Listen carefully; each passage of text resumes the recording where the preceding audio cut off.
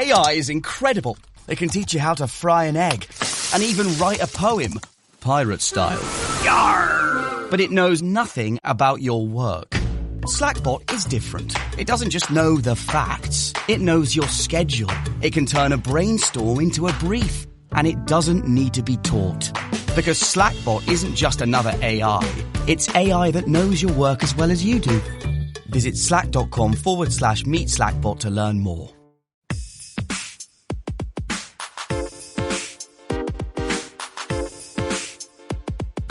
Welcome to From Dorms to Desks, job hunting tips for those early in their careers. A podcast brought to you by College Recruiter job search site, which believes that every student and recent grad deserves a great career, and hosted by Work Defined. Join our AI co-hosts as they dive into tips, tricks, and insights that will help you land your next part-time, seasonal, internship, or entry-level job. Let's get your career started. Graduating college, it's this huge moment, isn't it? Exciting, yeah, but also maybe a little terrifying. Totally. It's a mix. 1 minute you're celebrating, feeling on top of the world. The next, maybe a bit of panic sets in. Yeah. That leap, from dorms to desks, it can feel massive, especially when the job market seems like it has these weird secret rules. It's such a common feeling, that blend of, excitement and some very real anxiety. And you're definitely not alone in feeling that way. Right. Which is exactly why we're diving in today. Our mission here for the From Dorms to Desks podcast by College Recruiter is to, peel back the layers. Okay. We're going to unpack the critical steps, shed light on some insights that might actually surprise you, and basically help you, our listener, navigate this whole post-graduation job search thing with more confidence. Good. Yeah. Because it can feel mystifying. It can. So we've gathered a whole stack of expert sources tailored just for this transition, to try and demystify landing that really crucial first professional job. We're going to walk through it step by step. Yeah. The reality check, navigating the entry-level landscape. Okay, so let's dive straight in with something that honestly drives recent grads nuts. The entry-level paradox. Ah, yes, the classic. It's so common, right? You see these job postings labeled entry-level, supposedly for people like you just starting out, but then, bam, requires 3 to 5 years of experience. It feels absurd. And it's not just you imagining it, is it? Our sources definitely confirm this is a huge frustration, a real barrier. But why? Why do companies even do this? That's the million-dollar question, isn't it? And the sources suggest a few reasons. Sometimes it's just inertia, like a hiring manager uses an old job description, doesn't update it properly. Lazy copying and pasting. Kind of, yeah. Or sometimes they're casting a wide net, hoping maybe they can snag someone with a bit more experience, even if they'd be fine with a true entry-level person. Hedging their bets. Exactly. And then there's the tech side. Applicant tracking systems, the ATS, sometimes they're programmed with filters that inadvertently demand experience keywords, even for entry roles. Okay, so it's complicated, but what does no experience really mean to an employer in this situation? Because it can't mean you know nothing. That's such a crucial point. No experience generally doesn't mean you're a blank slate. It usually means you haven't held a similar formal paid job in that specific field before. Okay. But here's the thing you got to remember. The skills you picked up in classes, doing projects, volunteering, maybe leadership in a student club, internships, all of that, highly transferable, really valuable, even if it's not job experience with a capital J-E, it counts. So it's about reframing, thinking about experience differently. That's the challenge, I guess. That's exactly it. Yeah, precisely. And think about that story we saw on Reddit, the mechanical engineering grad from 2021. Yeah, I remember that. Sounded really tough. Totally. Had multiple internships, which you'd think is great experience, right? Yep. But still struggling. Ended up in, quote, survival jobs, hotels, gyms, just trying to make ends meet, and still couldn't get responses from engineering firms. Wow. That just underlines the whole problem. It really does. It shows it's not just one person's bad luck. It's the systemic thing sometimes. Yeah. That feeling of being stuck, need experience for a job, need a job for experience, it's real. Okay, so let's unpack this more then. If that formal experience is limited, which, let's be honest, it usually is for new grads. Right. What else are employers looking for? What qualities actually shine through? It can't just be this brick wall of no experience. No, absolutely not. You're hitting on the core truth. While that formal history might be thin, our sources consistently point to key traits that employers really value in new hires, things you've likely been building all through college. Okay, like what? Well, first up, ambition. They want to see you're motivated. You have goals beyond just getting a paycheck. You're striving for something. You have initiative. You're not just going to sit there, you know. You want to grow, learn, contribute. Exactly. Then, communication skills. This is huge. And it's not just talking. It's clear writing, concise speaking. It starts before the interview with your resume, your cover letter. Are they easy to read? Do they make sense? Because if you can't write a clear email? Right. How are you going to handle client reports or team updates? Makes sense. Third, dependability. Super basic, but critical. Do you follow through? Are you punctual? Meet deadlines. Do you have a solid work ethic? Managers need to trust you'll get the job done. Like those group projects in college, you always knew who you could count on. Totally. It's the same principle. Fourth, eagerness to learn. They know you won't know everything. That's fine. But do you want to learn? Are you willing to adapt, to grow? Are you coachable, open to feedback? Shows potential. Exactly. Fifth, positivity. A good attitude goes a long way. It helps the team vibe, makes the workplace better. Nobody wants to work with someone constantly negative, rather. Definitely. And finally, teamwork. Most jobs aren't solo acts. Can you collaborate? Can you listen? Can you contribute effectively in a group? So these aren't just buzzwords. There's things you can actually show, even without a long job history. Precisely. Through your classes, your activities, part-time jobs, volunteering, you demonstrate these qualities all the time. You just need to recognize them and articulate them. 2, strategic self-assessment, defining your path. That's super helpful, focusing on those core traits. But, okay, before you can even show those traits to an employer, you need to kind of know yourself first, right? Like, what is your unique value? Sounds like a successful job search starts with some serious self-reflection. It absolutely has to. You need to be your own primary source of information here. Before you sell yourself, you need to know what you're selling. Makes sense. Our sources lay out some key steps for this self-assessment. First, make a big list. Interests, what actually excites you. Strengths, what are you naturally good at? What do people tell you you're good at? And skills, both the hard skills, like software, and the soft skills we just talked about. Get it all down on paper. Yeah, everything. Then, document all your experiences, and I mean all of them. Academic projects, volunteer stuff, even informal things. Tutoring, organizing a study group. Don't dismiss anything yet. You'll be surprised what skills pop out. Like leadership from organizing that group. Exactly. Or communication from tutoring. Then, try to boil it down. Craft a concise statement like your personal work mantra. Why are you a great worker?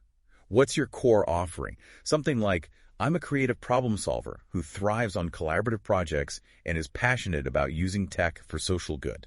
Your personal brand statement, almost. Kinda, yeah. And if you're stuck, career assessments can help. Your university might offer them. Even AI tools, believe it or not, can prompt you, generate ideas, point you towards paths you hadn't considered. It feels less overwhelming than thinking you need your whole life mapped out on day one. It sounds more like discovery. It is discovery. Yeah. And it can change. Look at that example, Jennifer Smith. Started in biology, totally different path. But took an elective, found a passion for environmental policy, women's rights, switched to women's studies.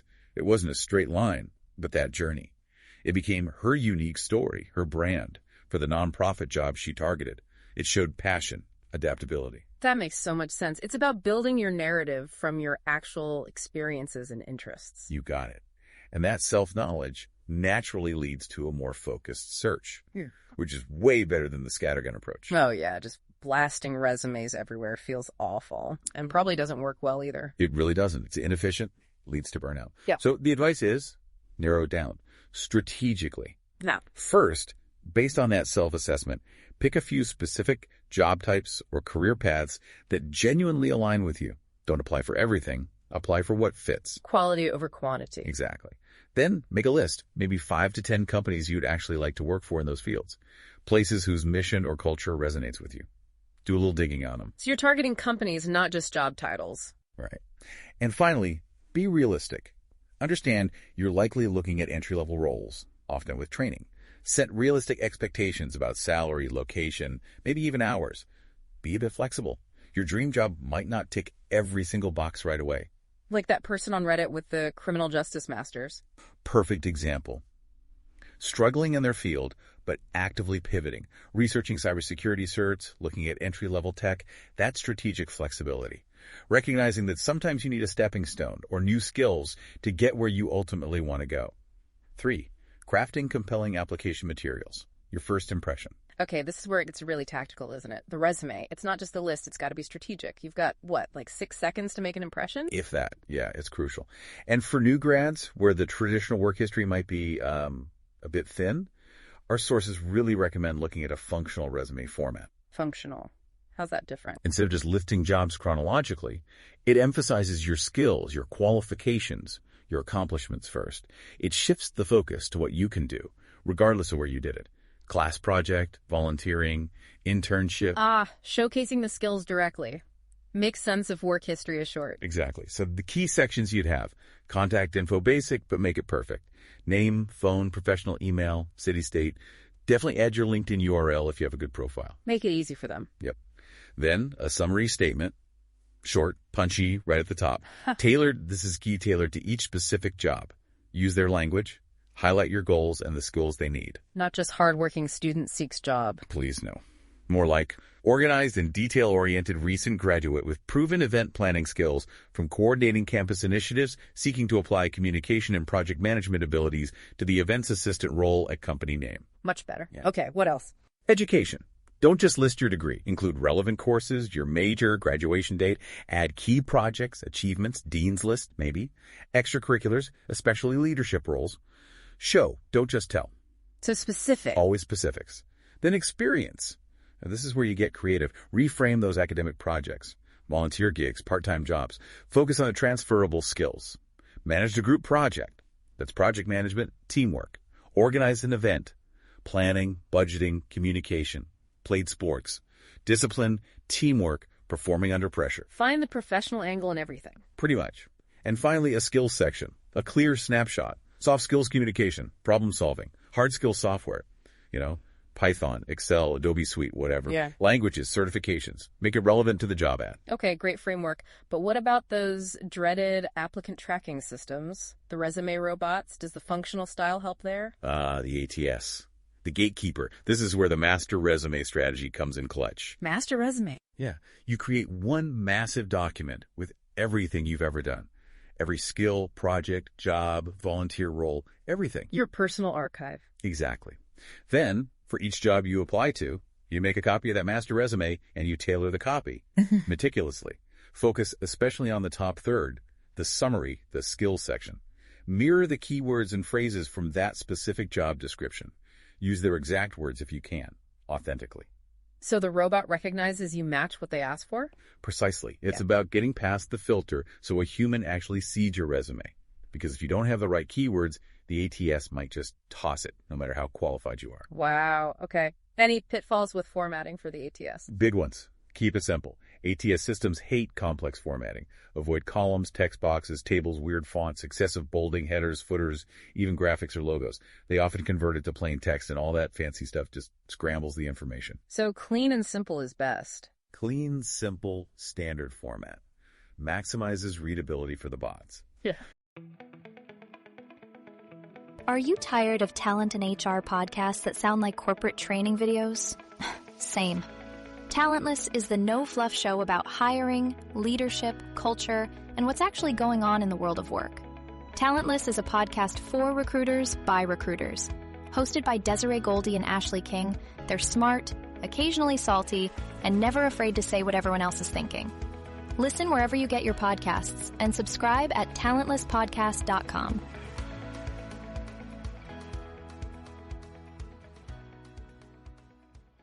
And one more thing. Keywords are vital, but don't keyword stuff. Don't just list them randomly. Weave them naturally into your descriptions. Use them maybe 1-3 times if they genuinely fit your experience. Authenticity still matters. Okay, so the resume is the strategic, keyword-focused document for the robots and a quick human scan. The cover letter, then, that's more your story, right? Your persuasive argument, adding the human touch. Exactly. The cover letter is where you breathe life into the resume points. You elaborate, you connect the dots, you tell a bit of the story, why this company. There's a narrative. Yes. And it's a great place for brief personal anecdotes. Not your whole life story, but maybe how a tough class taught you perseverance. Or studying abroad built your adaptability. Connect those life lessons to the qualities employers want: dedication, motivation, resilience. Show, don't just tell again. Always. Instead of saying, I'm a problem solver, maybe briefly mention a time you had to troubleshoot something on a project with limited resources. It makes it real, memorable. And connected to the company. Absolutely critical. Show you've done your homework. Why are you excited about them? Their mission, their latest project. Connect your passion, your skills, directly to what they do. If you love their sustainability initiatives, say so, and explain how your relevant project experience makes you eager to contribute. It shows genuine interest, not just firing off generic applications. It makes you the candidate who cares, not just a candidate. That makes a huge difference. Okay, so we're reframing experience, but what about actually getting more of it while you're searching? It still feels like you need experience to get experience sometimes. It's a valid concern. But again, broaden that definition. Valuable experience isn't just paid, full-time work. Those significant academic projects that count. Impactful volunteer work counts. Yeah. Leading a student club. Big time. Internships, crucial. Even part-time jobs teach customer service, time management, responsibility. So look at everything you've done through an experience lens. Yes, and internships. Wow. The data on those is compelling. One source mentioned over 70% of internships lead to a job offer. Think about that. It's basically a long-term interview. Huge potential return there. Massive. And beyond that, look into professional certificates or certifications, especially in tech fields, cybersecurity, IT, data analysis. Industry-approved credentials can really prove your skills, sometimes even more than unrelated work experience. Shows initiative, shows you've invested in learning what they need. Vivivillian, acing the interview. Your moment to shine. Okay, so you did it. Self-assessment, killer resume, and cover letter. Maybe some networking. Yep. And you landed the interview. Now what? You can't predict every question, but preparing for the common ones has got to boost confidence. Right? Oh, absolutely. Preparation is key to calming nerves and really showcasing your best self. Our sources give great pointers on tackling those common interview questions. Let's walk through a few. Please. First up, the classic. Tell me about yourself. Where do you even start? Yeah, it's broad, but it's not an invitation for your life story. Keep it focused, maybe 1-2 minutes max. Hit the highlights. Your relevant academic background, key experiences, internships, projects, volunteer work, and maybe 1 or 2 core skills. Crucially, connect it all back to this specific job. Why are you here? What makes you a good fit for them? So, a tailored professional summary, spoken aloud. Pretty much. Yep. Like, I recently graduated with a focus on X, where I developed skills in Y and Z through projects like Brief Example. My internship at company further honed my abilities in relevant skill. I'm really excited about this role because connect to their company mission, the job specifics. Okay, concise and relevant. What about the dreaded strengths and weaknesses question? Right. For strengths, pick 3 that are genuinely strong and directly relevant to the job description. Back them up with brief examples if you can. For the weakness, be honest, but choose something you're actively working on, and that's the key part.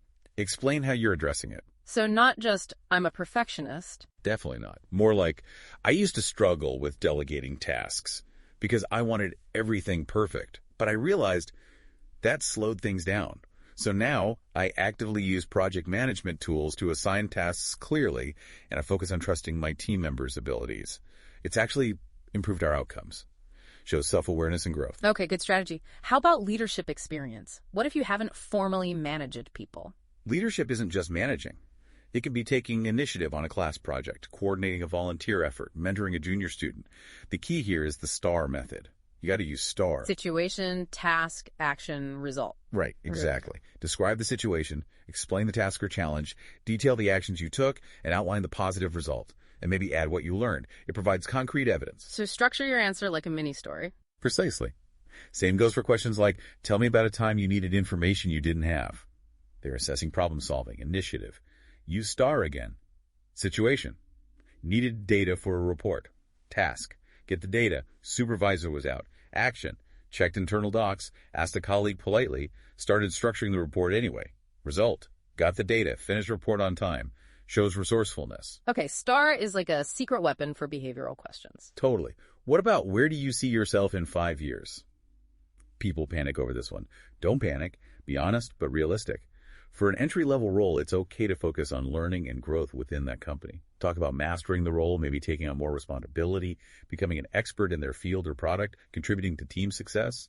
Show you want to stick around and develop. So ambitious, but grounded in the current opportunity. Exactly. And tell me about a time you failed. They want to see how you handle mistakes, if you learn from them.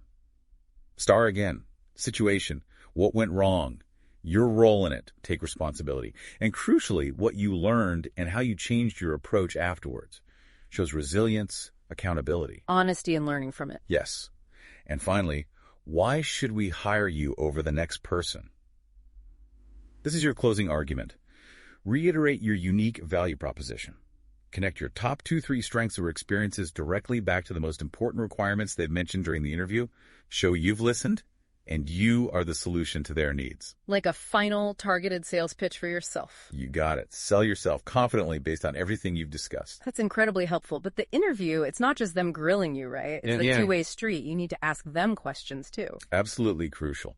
Asking thoughtful questions shows you're engaged, you're thinking critically, and you're genuinely evaluating them as much as they're evaluating you. It's your chance to see if it's truly a good fit for you. So what kind of questions should you prepare? Have at least 2 ready. Focus them on the job and the organization. Good ones could be, what does success look like in this role in the first 3-6 months? Or how does this team collaborate on projects? Or even, what are the biggest challenges facing the team or department right now? Shows you're thinking about performance and fitting in. Exactly. And maybe one about the bigger picture. Where do you see the company heading in the next few years? And how does this role contribute to that vision? Avoid asking about salary or vacation time at this stage unless they bring it up first. Keep it focused on the work, the team, the culture. Good tip. And always ask about next steps. Always. At the very end, what are the next steps in the process and what's the expected timeline? It shows you're organized and proactive, and it gives you crucial information so you're not just waiting by the phone indefinitely. It tells you when it's appropriate to follow up. V, building your digital footprint and network. Okay, so we've talked a lot about the application itself, the interview, but in today's world, your digital presence is huge. LinkedIn especially. It feels like more than just an online resume now, doesn't it? It's like a whole professional world online. Are new grads really using it to its full potential?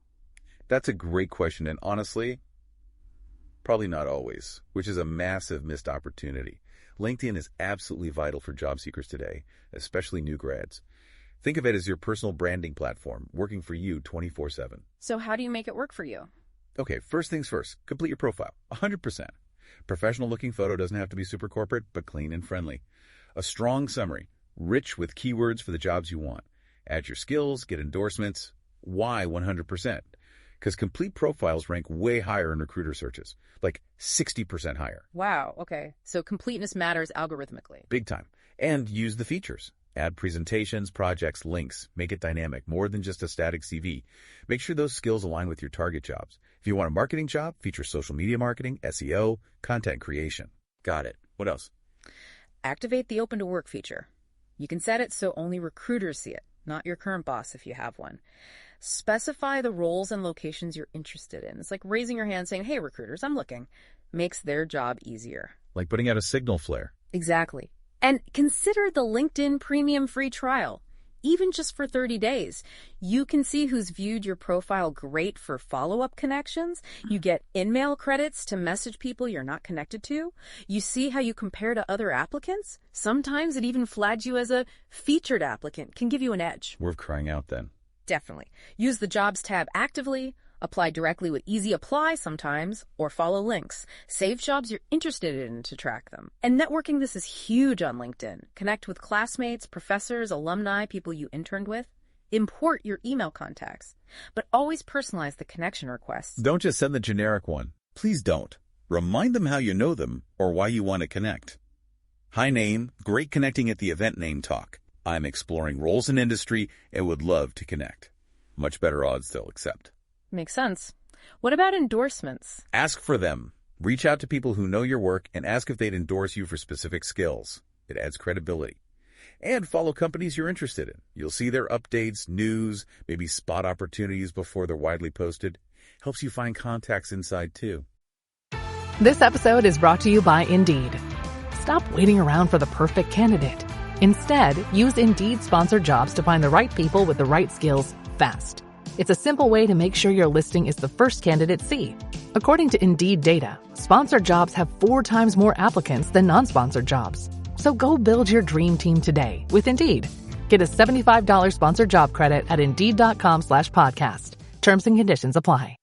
Tapping into that hidden job market. Exactly. Join groups in your field or areas of interest. Participate in discussions. Share relevant articles. Ask smart questions. It raises your visibility, expands your network, keeps you updated on trends. And finally, just stay active. Update your profile periodically. Like and comment on relevant posts. Share things. It shows you're engaged in your professional community. It really is a whole ecosystem. I remember those Reddit threads we looked at. It seemed like everyone was saying LinkedIn was key. Any specific takeaways from those user experiences? Yeah, the Reddit consensus was strong. Many people credited LinkedIn directly for landing jobs, often because recruiters found them. Two things stood out. Using relevant buzzwords or keywords strategically in their profiles, just like we discussed for resumes. And really emphasizing soft skills, customer service, communication, problem solving. Apparently, highlighting strong customer service skills from a retail job helped one person land a corporate client relations role. Wow, translating experience effectively again. It's all about translation and visibility. Okay, LinkedIn is clearly essential, but what about, the real world? Things like career fairs. Are they still relevant? Oh, absolutely.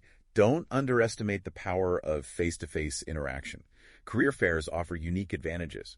You get to make a personal impression, which can make your resume stand out from a pile. You can learn about opportunities, sometimes ones not posted online.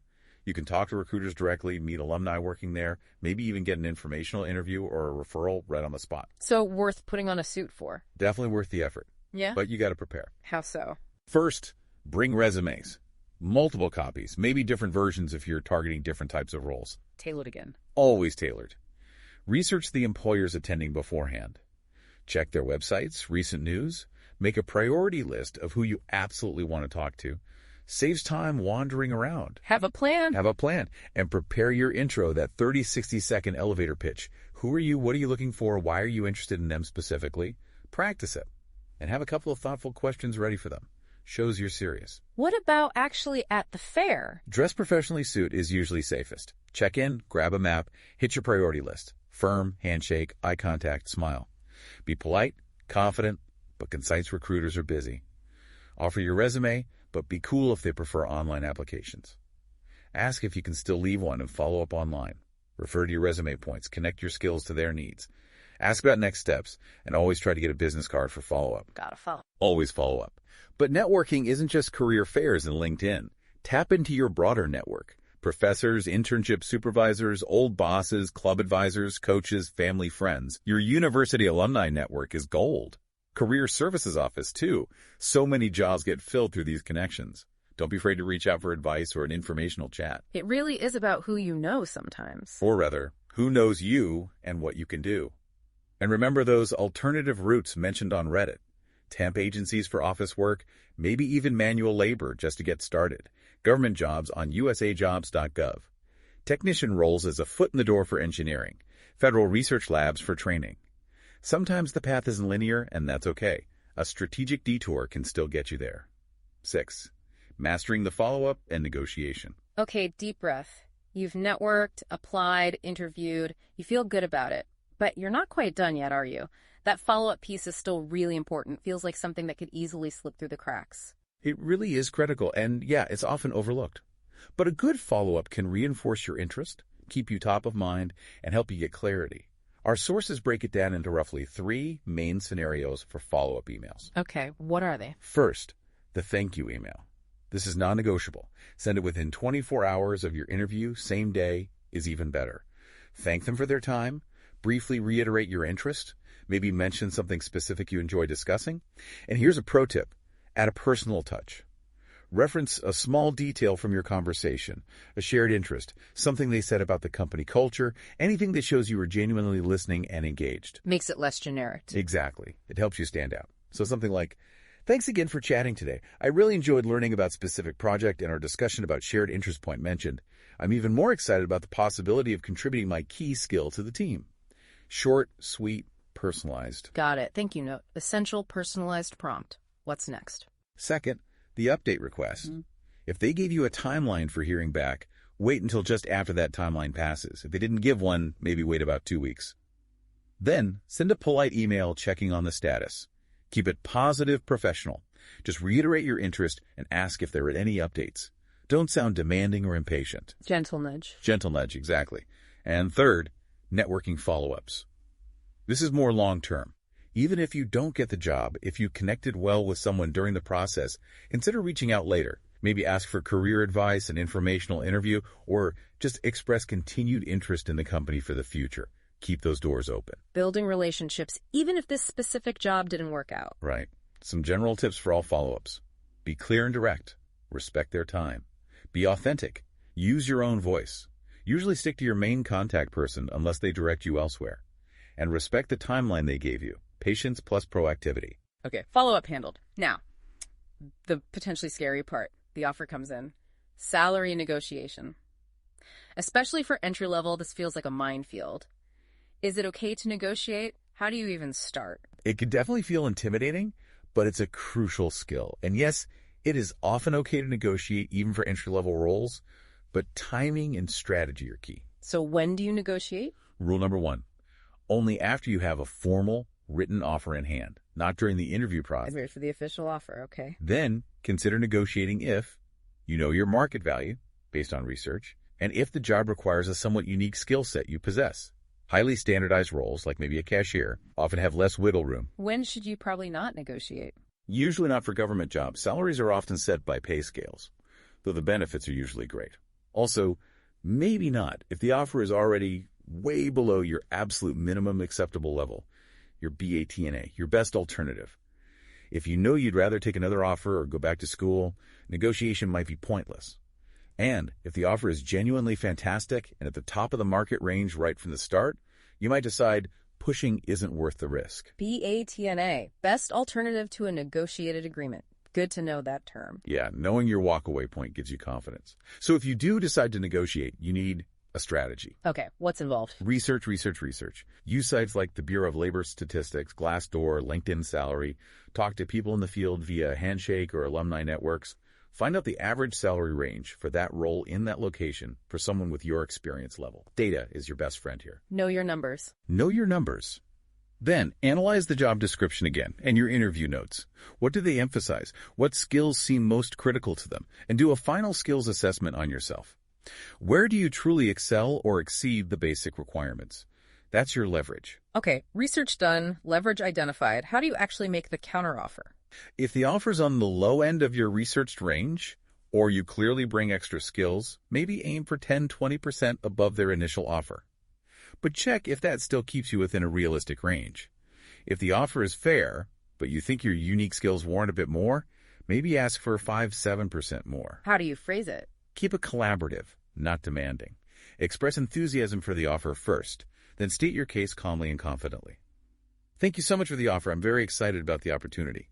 Based on my research for similar roles in City and considering my experience with specific skill certification, I was hoping for a salary closer to your desired number. Is there any flexibility? Polite, confident, data-backed. That's the goal. And remember, it's not just about salary. Right. Other benefits. Exactly. If the base salary is firm, maybe negotiate for an extra week of vacation, a budget for professional development, help with relocation costs, more flexible hours, or even student loan repayment assistance if they offer it. Look at the total compensation package. Sometimes those benefits add up to more value than a small salary bump. Good point. Think holistically about the offer. Wow. Okay, we have covered a ton of ground today. From feeling that initial post-grad panic and decoding the entry-level puzzle, all the way through self-assessment, building killer resumes and cover letters, totally nailing the interview using STAR. Yes, STAR is key. Building your network online and offline, and then confidently handling the follow-up and even negotiating that first offer. It's quite the journey. It really is a process, and hopefully breaking it down like this makes it feel, well, a little less daunting. The biggest thing I hope you take away is that your first job, it's a starting point. It's not your entire career destiny sealed in stone. Right. It's a stepping stone. Exactly. It's where you learn, you grow, you gain real-world experience, you figure out what you like, what you don't like. You'll probably have setbacks. Everyone does. The key is persistence, being adaptable, staying proactive. Those are your superpowers in this. That's a really great perspective to keep in mind. So as you, our listener, step out into this pretty dynamic job market where entry-level sometimes feels like it needs experience, and AI is playing a bigger role in hiring, the challenge and the opportunity is to keep finding creative ways to show your unique value, your human adaptability. Maybe that means taking an unexpected role as a strategic step. Maybe it means constantly learning. It's about forging your path, which might look different and maybe even better than you first pictured. Absolutely. So take these strategies, use them, adapt them, stay confident in what you bring. Remember that every step you take, every connection you make, every skill you highlight, it's all building towards your professional future. You've got this. You're building something great one step at a time. This has been From Dorms to Desks, job hunting tips for those early in their careers.